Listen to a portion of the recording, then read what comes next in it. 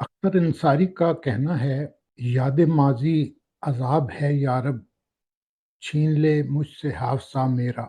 बाज लोगों की यादें इतनी तल्ख होती हैं कि वो अपने हादसे से सब कुछ मिटा देना चाहते हैं, लेकिन हमारा मानना है कि याद माजी ख्वाब है यारब, लौटा दे मेरा माजी यारब।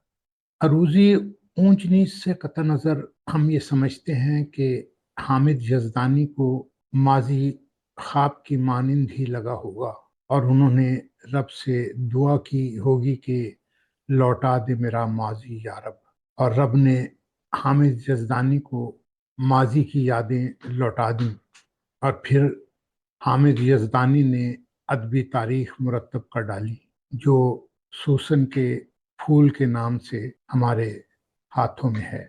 ये जो सूसन के फूल होते हैं, ये बड़े खूबसूरत लिली के फूल होते हैं।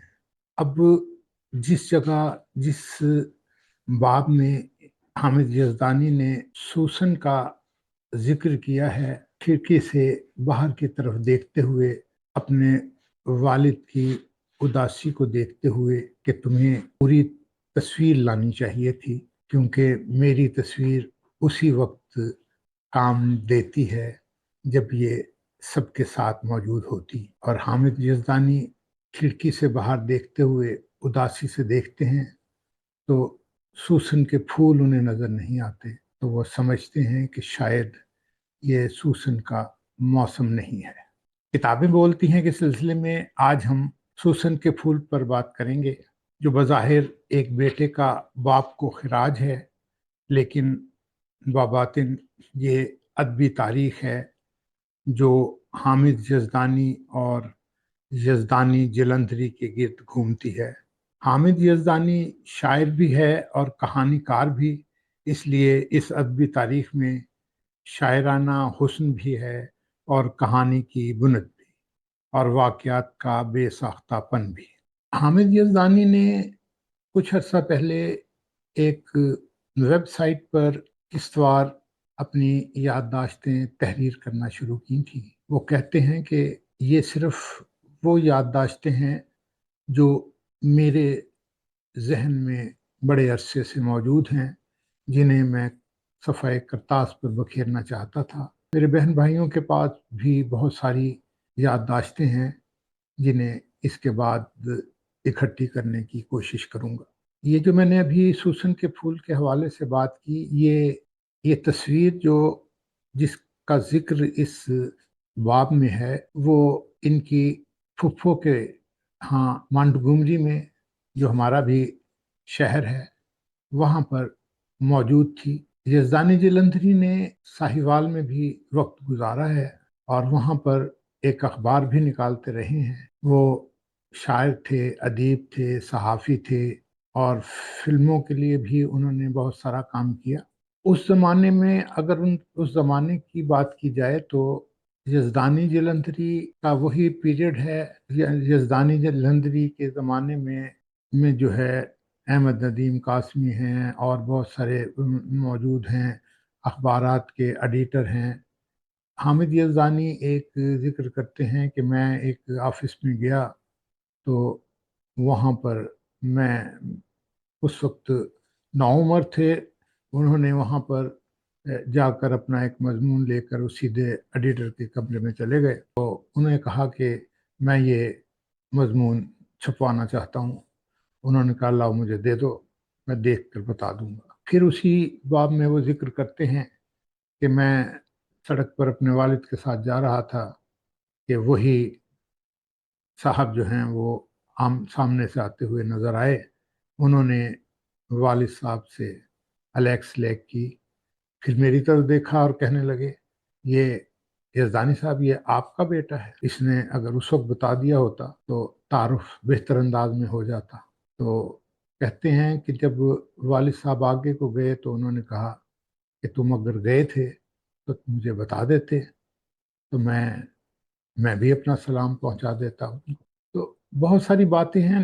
अब वो हामिद यज़दानी ने इस पूरी किताब में बहुत सारी बातें की हैं।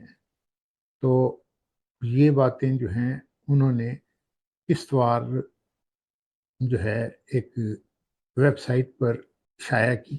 ان کے ایڈیٹر کا کہنا ہے کہ ہم نے ان سے یہ قسطیں لکھوا لیں اور پھر ہم نے ایک تصاویر کے ساتھ اسے ویب سائٹ پر شائع کیا، اور اب یہی باتیں جو ہیں یہ کتابی شکل میں سامنے آ رہی ہیں، تو یہ ایک خوش آئند بات ہے۔ ادبی تاریخ مرتب کرنا کوئی دوسری تاریخ خشک لیے ہوئے ہوتا ہے، خشکی کی مانند ہوتا ہے، خشک سبجیکٹ ہے تاریخ لکھنا، لیکن جب اگر اس میں شاعری اور کہانی کا عنصر شامل کر دیا جائے تو وہی بات جو ہے وہ بڑی دلچسپ ہو جاتی ہے۔ یہ کتاب سوسن کے پھول، اس کا نام بھی انہوں نے افسانوی ہی رکھا ہے، تو اگر اس کو آپ پڑھیں گے تو پھر آپ اسے پڑھنے کے بعد پڑھنے کے درمیان چھوڑ نہیں سکیں گے۔